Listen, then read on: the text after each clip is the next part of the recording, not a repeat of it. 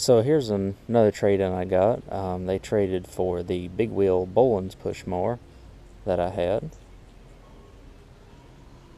And I gave them decent money on trade for this as well. It's a Craftsman. It's a 22-inch cut. Kind of a newer one. It's probably made in around 2008 to 2010 model year. If I can look at the... Yeah, it says 08 on there. So, around 10 years old. And it's in okay condition. I think this mower's going to clean up alright for what it is. Let's check the blade under here. Blade looks to be in good condition. It's leaking oil a little bit somewhere. It's not atypical of a mower this year. I think the biggest thing is, let's check the oil while we're at it. Get some pliers to do that, I think. Biggest thing is, I think it's this control cable where it's not pulling back as good as it should.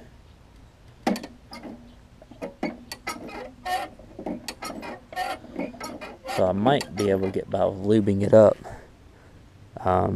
and letting it work. That's what I would ideally like to do. I think I'll be able to do that with a little WD-40 and whatnot. You know, tighten up, loosen, or get some WD-40 on those and tighten those up too, and tighten these bolts up, and hopefully get this thing tight enough to where I can actually use it.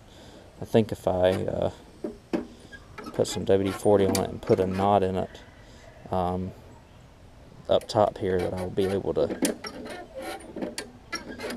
get it to work. I put a different muffler on it, but as long as the muffler works, then that's the main deal.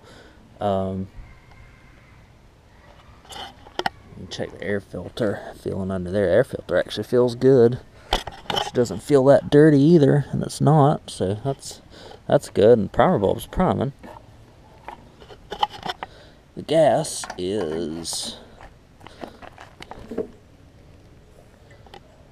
it's not too old. It smells relatively fresh. So I think what I'm going to have to do is just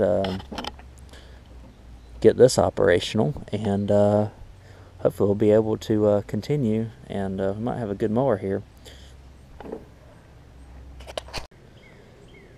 So I was able to modify the handle and everything to make it work so that this cable will still work.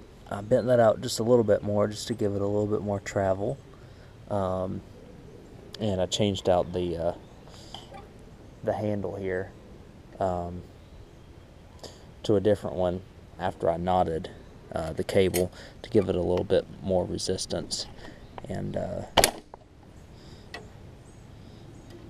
seems to work pretty good.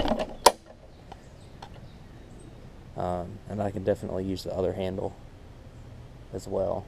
So I'll get this thing started here in just a second.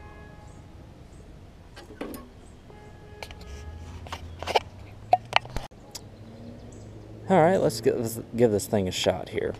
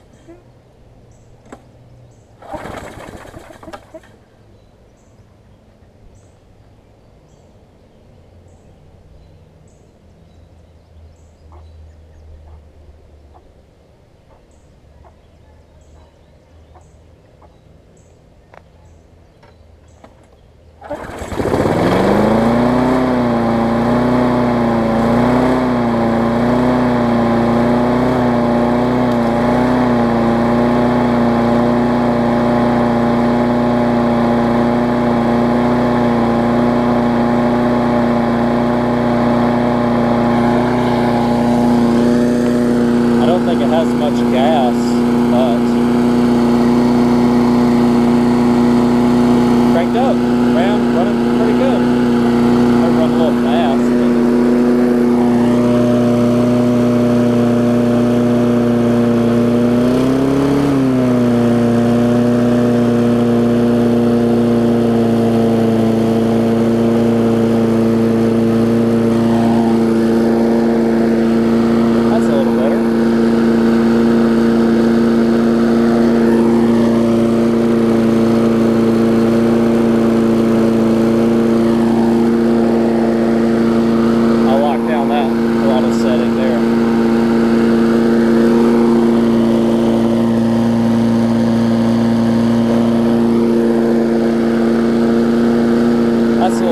I think it's just because the spring is warm. Let's see if it'll cut off like it's supposed to.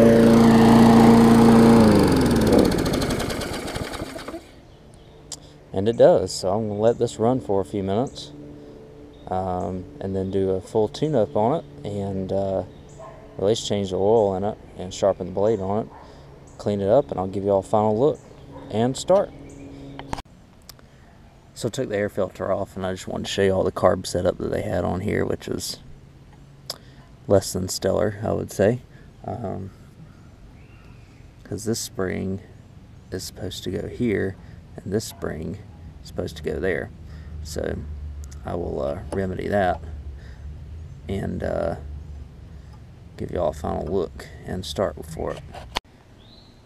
So this is the correct setup here, with the springs going through the loop of the linkage, and the bigger spring going here to the throttle mechanism, and the smaller spring going to the little adjustment tab there, both attached there. This carburetor looks like it used to have a different setup, because it has the 2-hole setup where there was only a linkage and then a throttle spring, and then the choke spring, I believe, I'm not looking up, I'm having a hard time remembering looking at it, but there's also another spring here that connects to the to a mounting plate here. So it looks like it had that set up before. It had this set up. So, or at least this carburetor came from something that had that set up. But traditionally, this is what you're going to see most Briggs classic engines with the newer diaphragm is going to be like. Obviously, these springs have seen better days. However, they're still going to be perfectly functional for what I'm going to use it for. I'm going to bend this tab down to set the throttle on it. And once I do that and give it a good cleaning, we'll give it a final start and do any more adjustments as needed to this. Got it all cleaned up here. Everything's looking good on it still. Only thing here that we're going to test is to make sure that the linkage and everything for the carburetor's good and is running at the right speed. So lubed these up. They're working again. Put them on the correct side, and everything's clean as it's going to get, and should have a good $60 mower here since it's got the big wheels on it. So let me crank it up for us.